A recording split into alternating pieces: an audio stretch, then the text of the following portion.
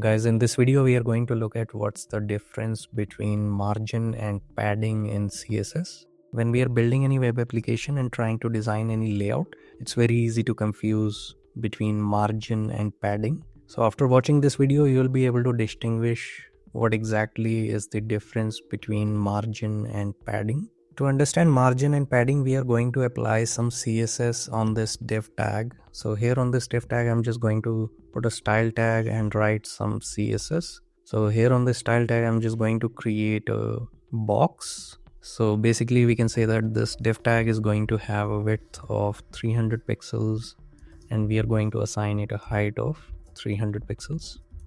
So as of now, we are not able to see anything on the screen. To be able to see this div tag on the screen, I'm just going to give it a border of 10 pixels, solid black. So as of now on the screen, we can just see a simple div tag that is having a width of 300 pixels, height of 300 pixels, and a border of 10 pixels. So to understand margin and padding, I'm just going to create another div tag within this div tag. And this div tag is also going to have some styling on it. So on this div tag, we are going to say that the width of this div tag is going to be 100%. Height is going to be 100% again. And we are going to give it a background color of red. So basically what we have done here is we created the outer box, which is having a border of black. And inside this, we created another box which is having a background color of red. So basically we got box inside the box. Now to understand the difference between margin and padding, what I'm going to do is on this outer container, which is an outer box, we are going to give it a margin of 10% and see what happens on the screen as we give it a margin of 10%. So when I give it a margin of 10%, my box is going to move 10% from the top, 10% from the left. So basically what margin is doing is making all the changes outside the box. We don't see any change happening inside the box. Inside of the box looks the same without the margin. Let's say if I comment this margin, it still looks the same. And if I uncomment it, inside the box, there is no change that seems to be happening with the margin.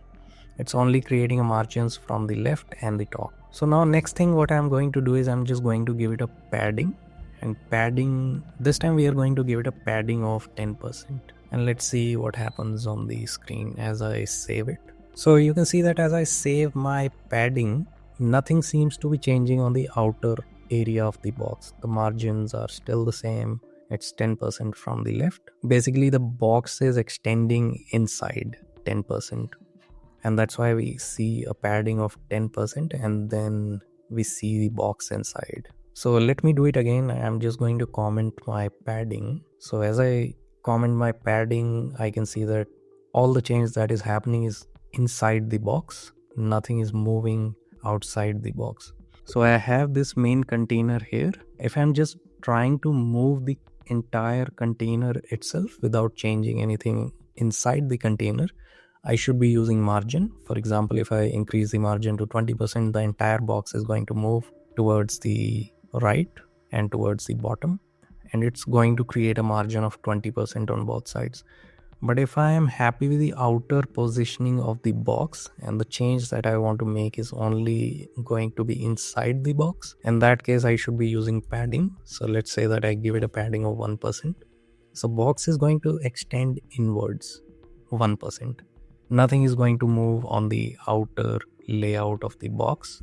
So if I make it 5%, the box is going to extend inwards 5%. So guys, that's the difference between margin and padding. So sometimes I just need to have a different padding on the left, right, top and center. So in that case I can define padding on each side differently. So let's make it 1%, 2%, 3% and 4%. So if I do that, this is going to have different margins and padding on each side. But if I want the padding to be common on all the sides, I can just make it 5% and it's going to make it 5% on all the sides. It's the same with the margin. So if I want to define margin on each side separately, I can do that.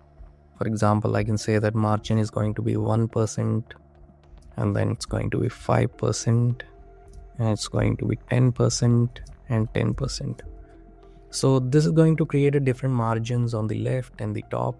But if I want this to have same margins on all sides, I'm just going to say it's going to have a margin of at least 5% from each sides. So guys, that's the basic difference between margin and padding, and that's all I wanted to cover in this video. If you have any queries on margin and padding, leave me in the comments, and I'll see you in the next video.